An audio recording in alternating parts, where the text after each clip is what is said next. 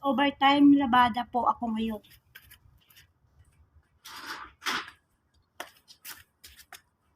Gusto ko kasi yung trabaho ko is matatapos. Kasi hindi lang po isa ito. Hindi lang po, dalawa, isa o tatlo. Mga 200 kilo.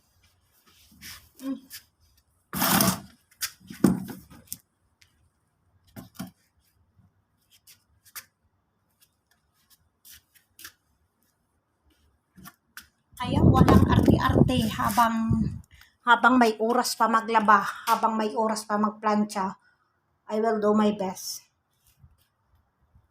Para siyempre, of course, sa pangarap. Para sa mga anak. Hirap pag ano kasi. Hirap pag malayo ba sa family, malayo sa mga anak. Yan na guys. Overtime na po ako ha, gabi na po dito.